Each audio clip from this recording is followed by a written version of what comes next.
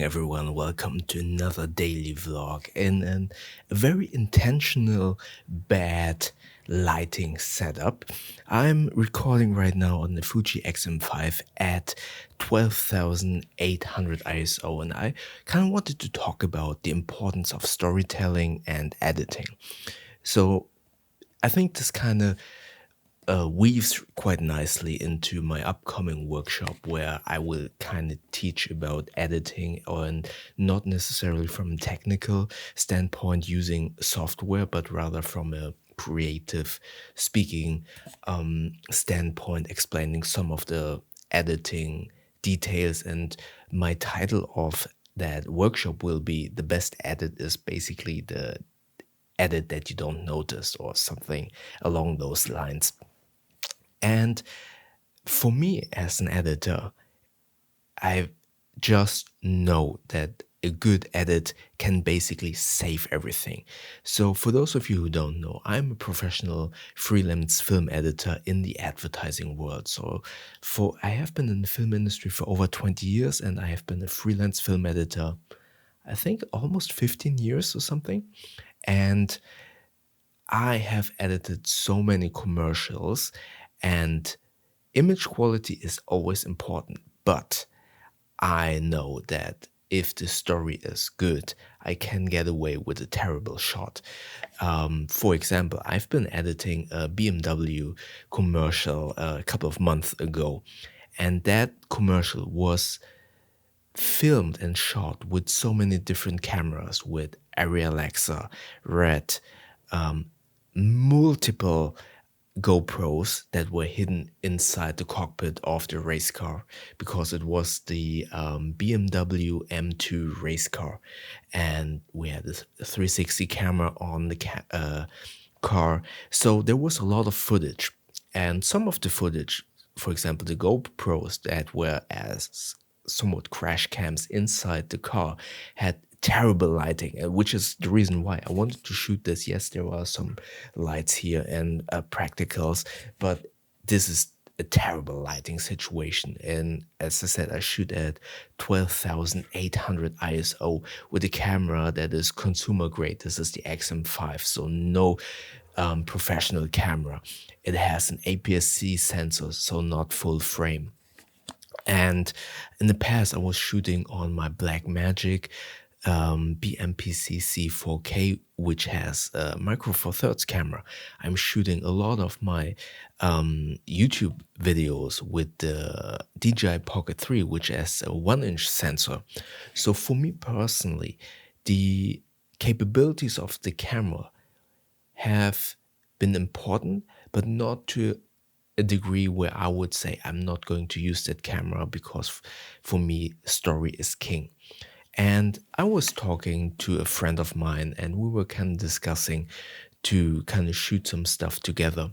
And he comes from a photography background and had some experiences with other shooters and videographers, but none of them from let's say advertising world or from editing perspective. And he was kind of worried about the low light capabilities of the Fuji XM5 and if I was capable to kind of shoot in low light situations, for example, in a wedding scenario where there is a party going on. And I agreed with him that yes, this camera, or for example, my Blackmagic camera with a smaller sensor size would have terrible image quality and a lot of noise when shooting in those low light situations. But I told him that while those worries are very valid, I'm very confident in my capabilities to shoot in a different way because I will shoot in a way that I can tell a story. I have already a concept in my mind when I'm going to any shoot. I already think about how I can craft a story around the images that I will be shooting. How can I make those shots work inside an edit? And with that in mind, with the knowledge or the plan of creating a storyline and how to edit that, I know for a fact, with all of the experience that I had in the past and all of the videos that I'm shooting for YouTube as well, that if even if the shot is terrible quality, I know I can kind of weave it into a great edit, or I know how to utilize that shot. For example, if I had a shot that is very grainy, had a lot of noise, why not create a mixed media setting? Meaning, I know the shot is terrible, has a lot of noise, then why not make it black and white? Crank up the ISO even more, put a lot of grain on it, put some borders around it so it looks like 16 or 8 millimeter analog footage. And then suddenly that completely messed up shot from a technical standpoint will fit into my storyline. For example, I'm in a party situation. Obviously, if it's a grainy shot, it won't work. But what if I shoot it, I capture a specific moment that fits perfectly into my narration of the video? For example, a funny dance move of a person, and then I can cut it right into the edit with, I don't know, with a funny quick break of the music or whatever. Then no one would care if it would be noisy. Then, more importantly, everyone who is watching is probably not noticing the image quality. And I just know for a fact that people won't mind image quality if the story is good, if the story is captivating, especially in a wedding scenario when there is a lot of emotion involved. People will not kind of stop and kind of think, oh, was the shot on the 2.8 lens? Or how much ISO was, at what ISO value was that shot? That doesn't matter if you edit it properly, if you weave it into a storyline, if you have good narration and also good audio. That's also a really big part of the edit. If you can help with the audio, image quality will be second nature. He's coming from a photography standpoint where there is no audio, obviously. And with stills, people will look at the stills much longer. They will kind of linger upon that image and potentially see any mistakes or flaws in that image. With an edit, it's completely different. I have the power to kind of decide how long you will see that image. I will decide what kind of images will be around that one image, so it creates a flow. And then people will not notice if the image is grainy. If the whole film is grainy, fair enough, then the people might notice it. But again, if there is a story involved, if there is emotion involved, if there is a narrative, then people will concentrate on the story and not on the image quality of whatever you are making. And that is my argument with editing and why I kind of approach videography from a completely different standpoint, and also why I feel like, for example, the DJI Pocket 3 has opened up so many possibilities for me on my main channel, because the camera is very small. And yes, the sensor size is very small and not on par with this Fuji XM5 or a full frame camera. Because it is so small, I can film in so many situations without A, feeling self-conscious, B, it won't get into my way when I try to film stuff. When I have a big cinema rig, obviously I cannot film in an impromptu session within my review. But with the DJI Pocket 3, I can just take out the camera, start recording, and film whatever I need to kind of fit into my review. And that's a story that I'm telling, and show don't tell. And I'm showing parts of whatever I'm doing in that review with that product. And it enhances the storyline so much more, and people won't kind of complain about the image quality if they can see how I utilize that specific item for the review. Again, that's the story part of the video. Then they will not complain about the image quality or at what ISO I shot it, or if the image is noisy or whatever. Then going to sound, if the sound quality with the DJI Pocket 3, I have the DJI mic, so sound quality is good. Now you're asking yourself, but what about when you kind of film a wedding or whatever? I'm an editor. So again, I have a story in mind. So what I would do is, for example, I would craft a narrative in terms of voiceover. I would kind of interview a couple of people, and then I have that voiceover on top of those images. And then people will not complain about the ISO or about the noise because they hear a narrative, they hear some voiceovers from people I've interviewed, or I even if I will have a good mic, obviously, as well, but even if I wouldn't have a good mic, with all of my advertising work, there is a high likeliness there is no audio captured. So it's my task as an editor to craft a sound layer only made out of sound effects that I have in my library. I built a soundscape on top of that video. And you can do that the same with a wedding video as well. Have some not only music, but also add some kind of voices in the background, not voiceover, but like people speaking, like lingering in the background. You hear bottles clinking, glasses clinking, and stuff like that. That enhances the the narrative that you want to kind of tell in your video. And again, coming back to editing, coming back to storytelling, if your story is good, it doesn't have to be fictional. If documenting a moment is also a story, but and then editing it together to a cohesive experience of the film will be so much more worth it than having a good camera. Again, he and I were kind of discussing it, and he said like, "Oh, can you really film with the XM5? Can't we just rent a Sony FX3?" Because he was so set on the idea we need a full frame sensor because Sony's can basically see in the dark. And I reminded him, hey, you work with a different film, not a film editor, with a different videographer in the past, and you gave him, or he came to the shooting day with an FX3. A, he wasn't able to kind of work that camera, and B, you weren't 100% satisfied with whatever came out of it. And that comes down to not properly editing, not having a story in mind. And again, with a wedding, there is no story, obviously.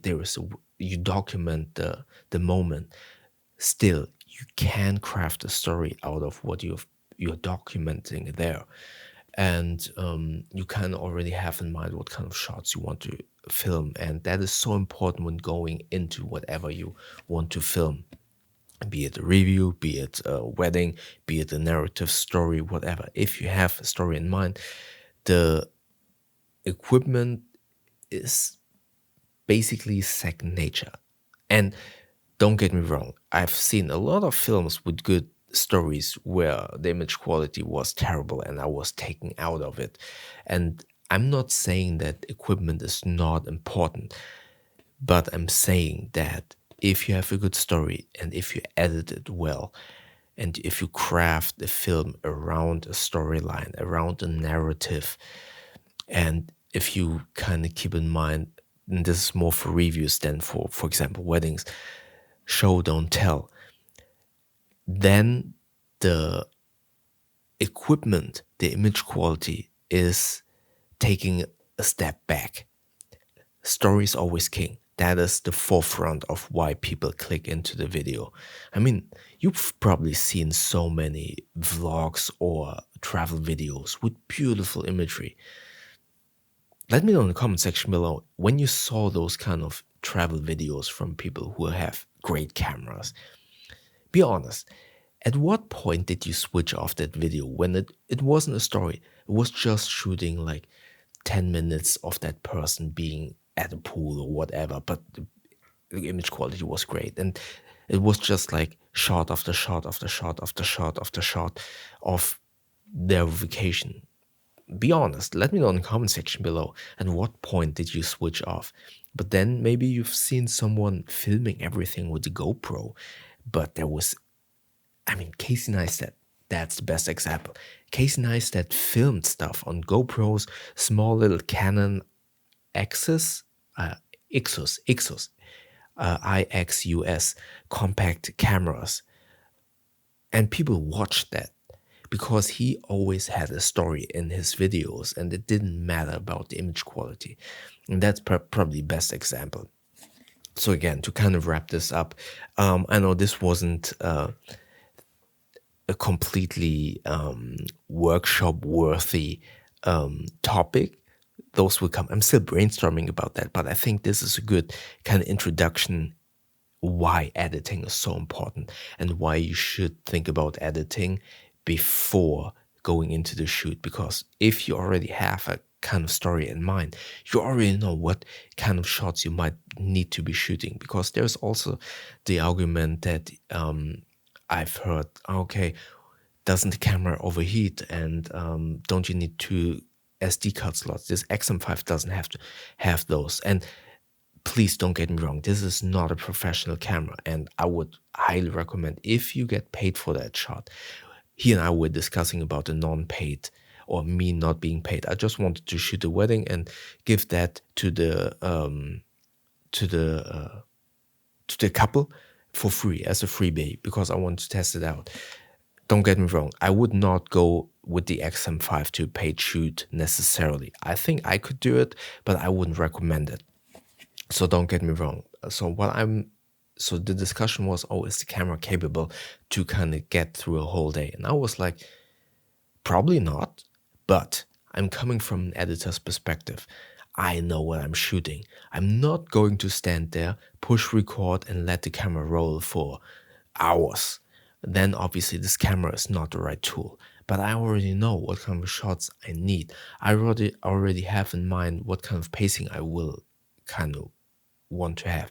And I want to plan for what I'm shooting because I want to have the editing time as efficient as possible. If I would shoot the whole wedding day and let the camera roll, I would have like 8 hours of footage.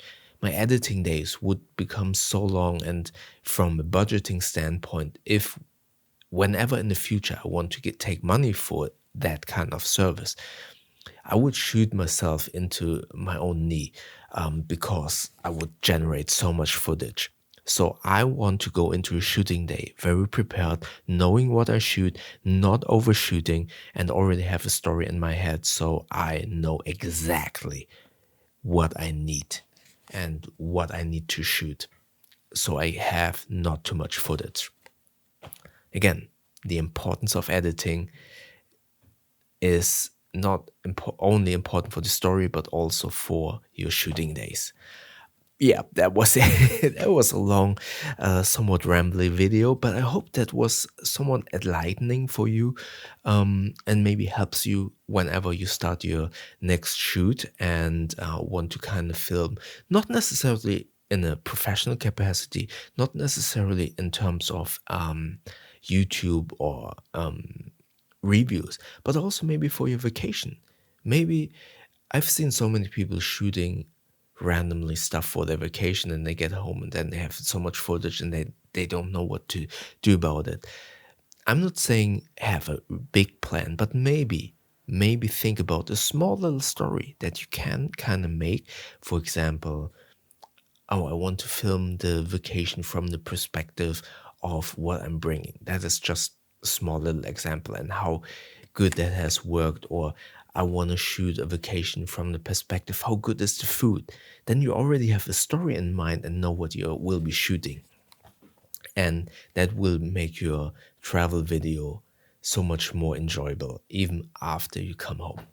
All right, let's wrap this up. That was really long. And if you have any questions, comment below. And again, let me know, Did you notice yourself watching some video where there was no story? And at what point did you switch off? Let me know in the comment section below. And if you want to see the video where I kind of announced that I will be doing a workshop pretty soon for a client, and I will kind of share all of that knowledge in these videos as well, check out the video up here. YouTube thinks that you like the video down here. And don't forget to subscribe, helping me to get to 1000 subscribers by clicking the button up here. Also click the like button, and I see you tomorrow. Thank you very much.